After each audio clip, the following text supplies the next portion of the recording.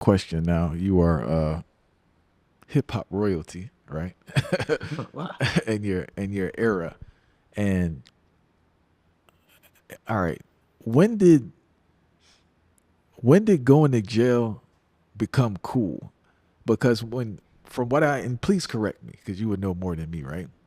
But the songs I heard growing up, I never heard really anyone glorify going to jail. They may speak about the misery of it. They may speak about returning home, but I didn't really hear anyone glorifying that experience. When did that become a thing in the music where you praise going to jail? 'Cause I think that's the little tricky thing with this generation, right? It's like a badge of honor going to jail. Right. So here's the thing with that. I think I mentioned this in my book. Uh, Going to jail or being incarcerated, getting locked up, was associated with the struggle, right, They saw. of an occupied community. Our communities are occupied, by law enforcement. So if you haven't had a brush with the law, if you haven't been incarcerated, what kind of black man are you actually if you haven't had any types of issues with the law that's occupying the community to give us problems? So if you haven't had any run-ins with the law, you know, you're not really real. Is where the perception comes from. Like for example, you take the Black Panther Party. Black Panther Party were persecuted day in, day out. Law enforcement on them day in, day out for being political, for being politically conscious, for uh, pursuing liberation. You know, uh, and you had every movement that we had was encroached upon by law enforcement. Was repressed. Agents of repression. That's what they were.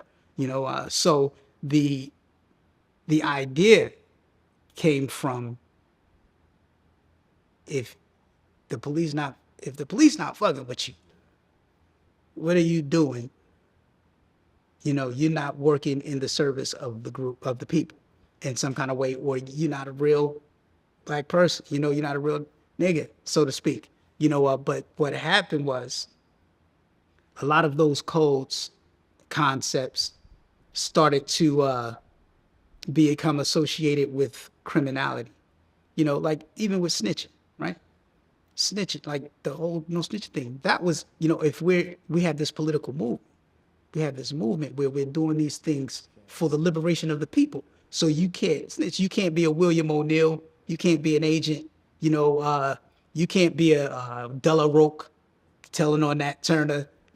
Telling the guys telling on Denmark Vesey. You can't be those. That's snitching, and snitching came out of out of movements. Not no snitching came out of political movements. Those terms. And then they became applied to gangsterism as well. They were using the terms, and now it just the lines are blurred. And now it no longer have anything to do with anything political. But the reason that it became a rites of passage is because of mainstream media. Because it was promoted and marketed. You know that this lifestyle has value. It has value.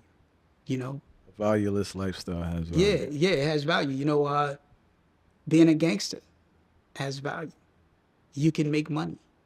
You can be promoted and marketed in this space if you adopt that attitude and lifestyle. So, while it might have been a few heads, you know, uh, who were advancing the idea in the community itself, mainstream media rewarded it, incentivized it. Record companies, corporations, they incentivized the behavior.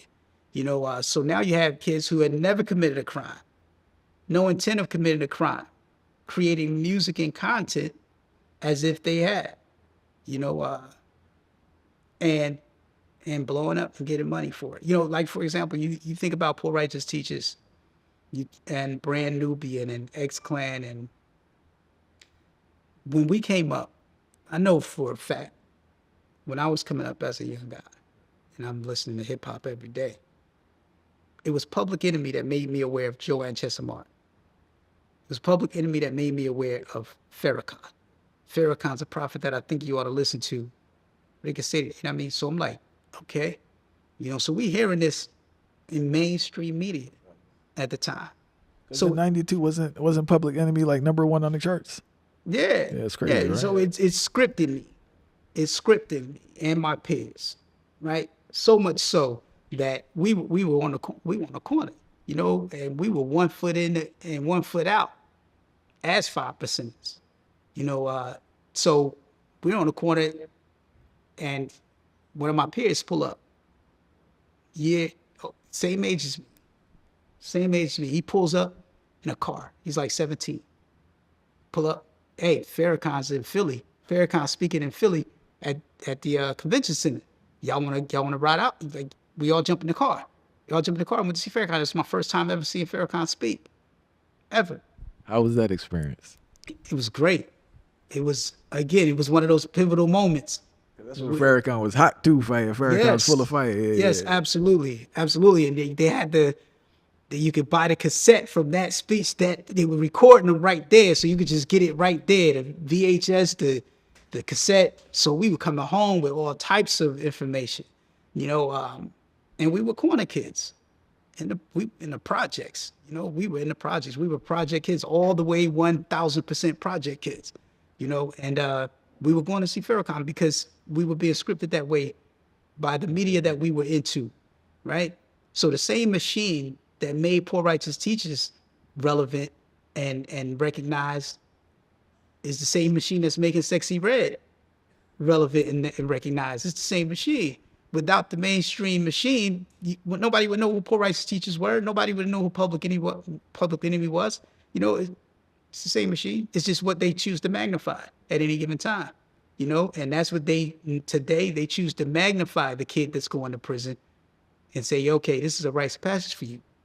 And again, when we do the research and put everything in its context, we'll see that it's beneficial to the corporation for these kids to go to jail because they're invested in prisons, right? So we have the same companies or the majority shareholders in all of these companies across the board. The majority shareholder is the same across all of the prison corporations, the record companies, the radio stations. The majority shareholder is the same company. So it's agenda driven. It's agenda driven.